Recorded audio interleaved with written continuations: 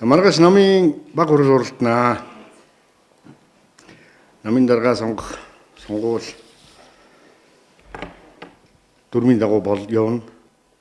Тэнтэй холбоотой хэдэн мэдээлэл хийх ёстой гэж бодчих. Өнгөрсөн хугацаанд юу болж өнгөрсөн, яасан энэ бүх зүйлийг гол хүмүүс өрсөлдөж байна. Монгол Ардын намын дарга гэдэг бол одоо их хурлын дарга ерөнхий сайд хоёр намын даргын төлөө өрсөлдөх энэ өрсөлдөн бол их хурл засгийн газар хоёр хоорондоо өрсөлдөж байгаа юм шиг тийм байдал ажиглагч байна. Тэгэхээр би хувьдаа бол энэ намын асуудал нам дотроо явах ёстой гэсэн байсвартай байдаг. Гэтэ тийм биш болчихлоо. Тийм ч учраас гарч ирж бас энэ мэдээлэл хийх ёстой. Үннийг ярих ёстой гэж бодож байна. Амар Исгалан гэж хүн их хурлын дарга болохоос өмнө ерөнхий нарийн бичгийн дарга 8 жил хийсэн. Энэ 8 жил гэдэг бол урт хугацаа. Яагаад эндээс холдоогүй вэ гэж. Энэ бол хөрөнгө орлогын мэдүүлдэггүй мөртлөө төр засгийн шийдвэр шууд оролцдог нэг албан тушаал. Намын ерөнхий нарийн бичгийн дарга гэдэг бол энэ бол бүх тендерт оролцдог, бүх томилгоонд оролцож байсан. Тухайн сайд нар энийг бол нотолж ярих ёстой. Тэгж хэлдэг байсан. Их хурлын гишүүн байсан үе юм. Тэгээ хөрөнгө орлогын мэдүүлэхгүй байна гэдэг бол хууль хяналтын бүх зүйлээс хол гар хөлөө сургуулж оролцдог ийм л ажил болсон. Тийм ч учраас энэ 8 жил энд байсан. Өнөөдөр энэ бүх шунал нь цаашаа хэтрээд Монгол Улсын ерөнхий сайд Монгол Ардын намын дарга болно гэж ингэж явж байна. Монгол улс хөгжих ёстой, хөгжлийн 14 мега төсөл гэж зарласан.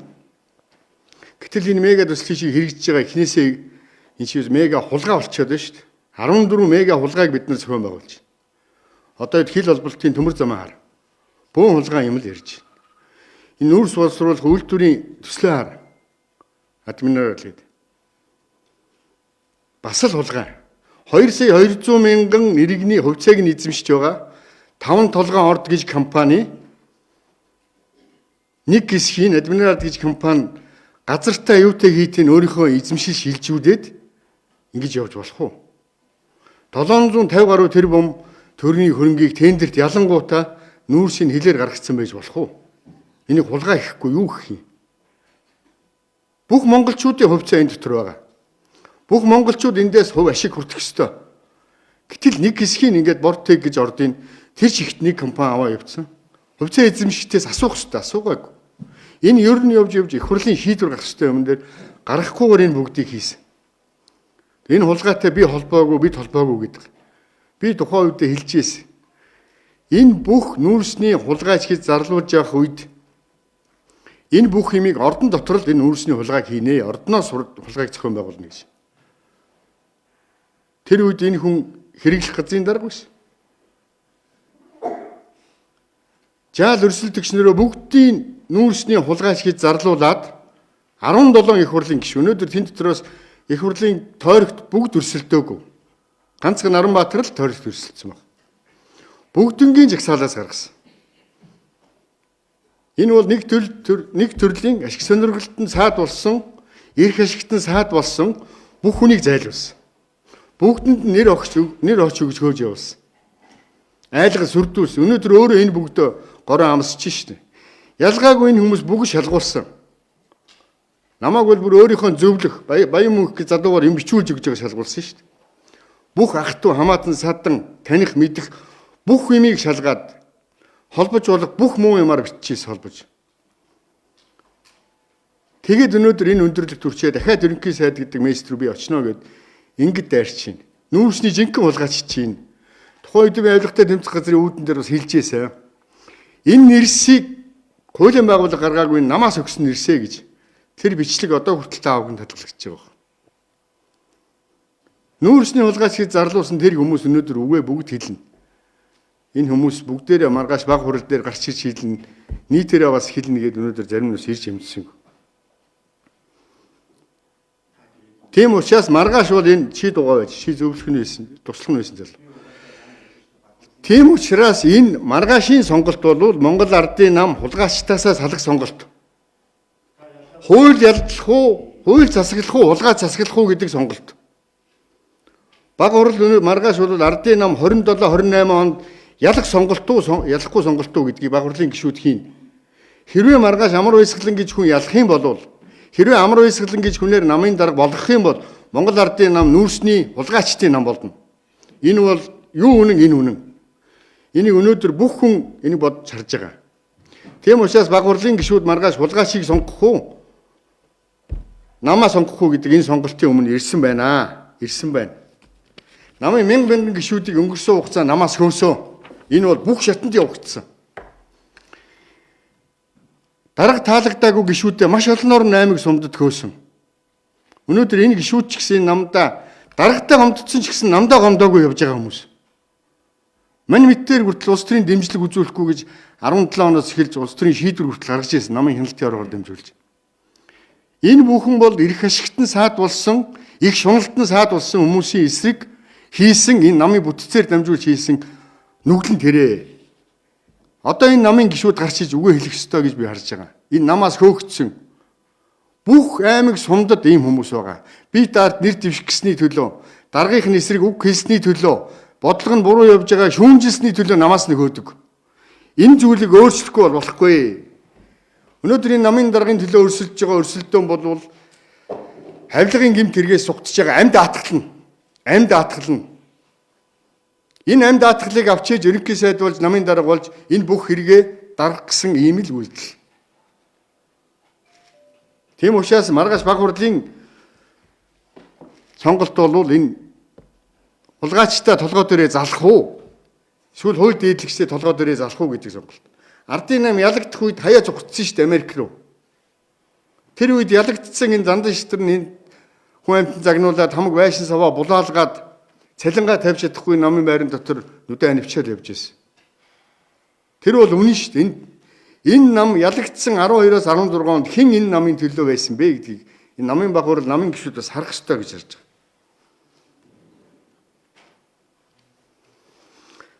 Хэвлэлээр биш энэ мэдгэлж байгаа хүмүүс хуулиар ярих ёстой. Хуулиараа ерөөсөө ярихгүй байна. Инх баярыг шүүнж тэр амар баясгалан ч өөрөө тэр.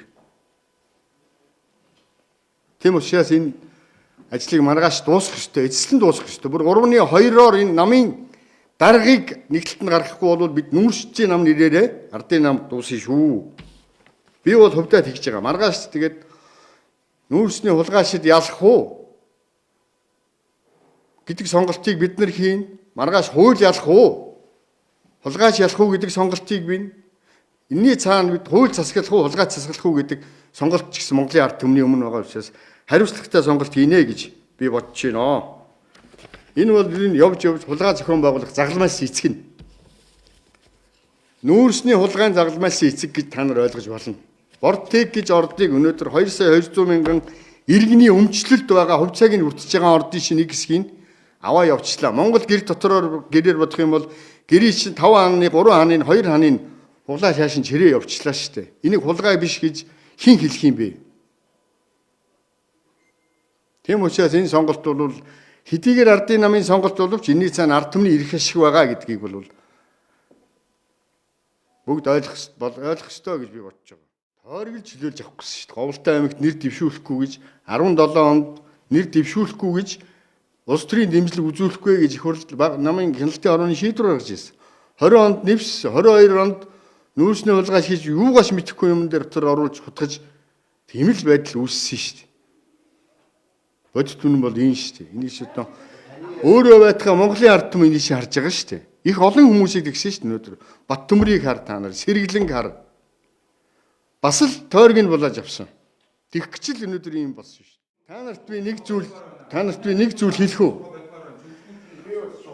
Чулуун загддгүй амар баясгалангүй чулуун загд гэж байхгүй.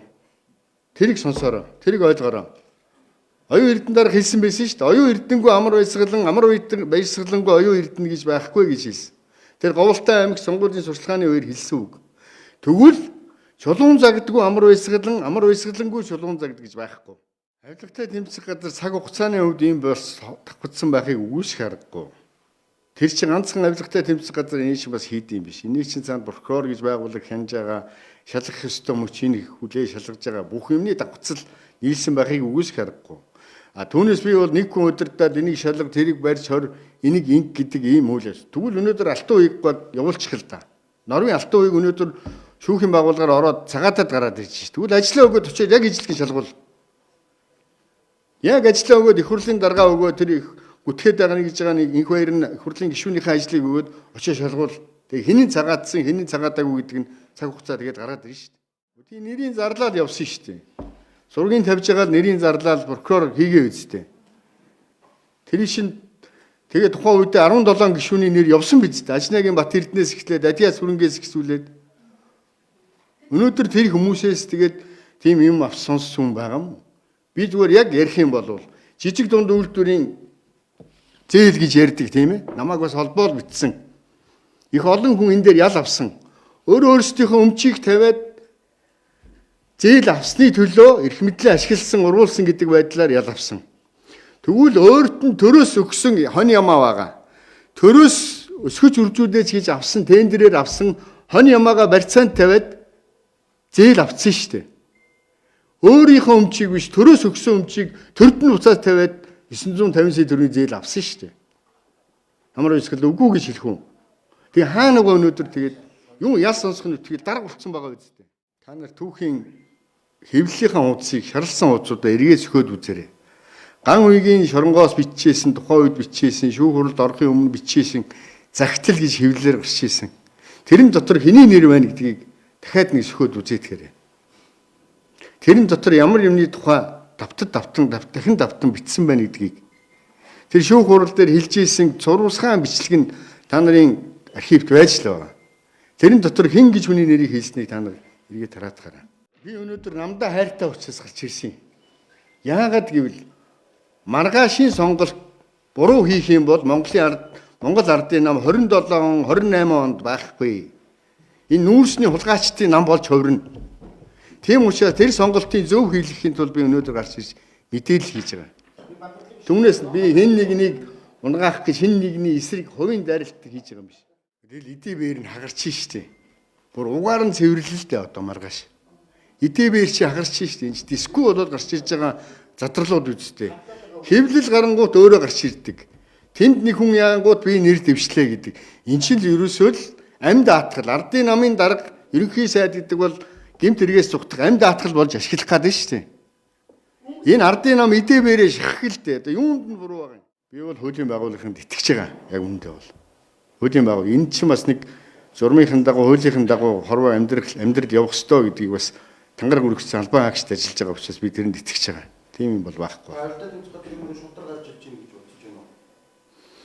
Гэхдээ одоо би эдний шудраг бус ажиллаж ийн гэж ерөөсөө хэлж чадахгүй. Энэ хүмүүс өнөөдөр ажиллаад хийж байгаа хүмүүс ялгаагүй.